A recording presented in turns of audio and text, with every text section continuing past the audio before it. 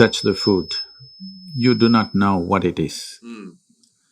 If food is not good enough to be touched, I don't know how it's good enough to be eaten. You can… the cleanliness of your hands is entirely in your hands. The cleanliness of the fork is not entirely in your hands. This is true.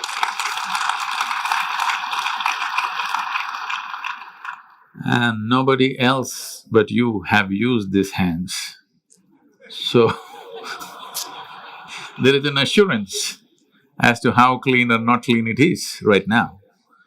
The fork, you do not know who's used it, how they've used it, for what they used it. And all they have to do is wipe it with a tissue and give it to you and it looks pretty clean. Above all, you don't feel the food. The first thing that's been taught to us is, if food appears in front of you, to hold your hands upon the food for a few moments, just to feel how the food is.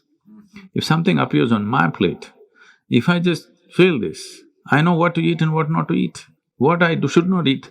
I don't taste it and then reject it, I just don't eat. Because my hands are the first level, not tasting in the sense the tongue tastes, but knowing the food. First thing is knowing the food. You want to know a person, you guys go and shake their hands. I'm usually avoiding that, but That's a good strategy. But the food that's going to become a part of you, first thing is your hands.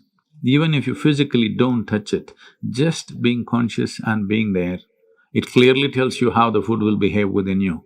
Whether this particular food on this particular day, should it go into you or not, because every day your body is not the same thing. Every day, every moment it's different. If you feel the food, you just know whether this food has to go into you on this day or not. If that much awareness is brought in, we don't have to go on telling people what they should eat. Every meal they must decide what they should eat in that meal. There is no one prescription that this is what you should eat for your life. That will feel too claustrophobic, that only this I can eat.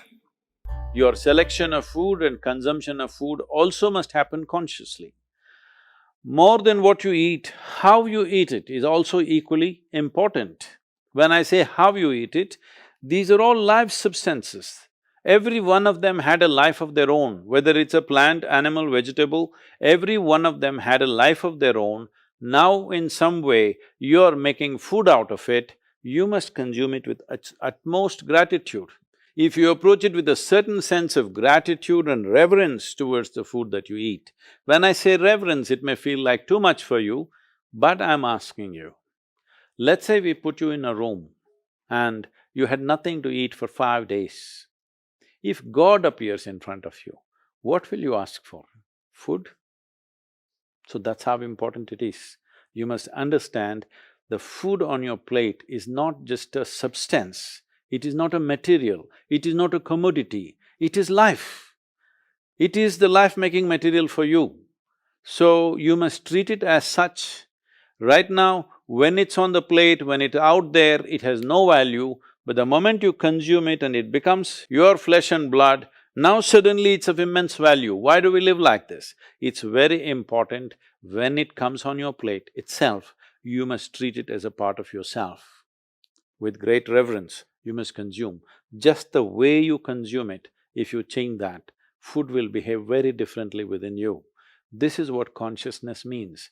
If people say your consciousness has no impact on your life, only chemical structures have impact, I'm very sorry for them, because that's not how life works. Human consciousness has a deep and profound impact on everything that we touch, especially the food that we are making another life as a part of ourselves. When we're doing such an act, it's very, very important we treat it with utmost gratitude and reverence. If you're functioning unconsciously, that's a bad thing, because the whole thing about being human is we are capable of doing things consciously.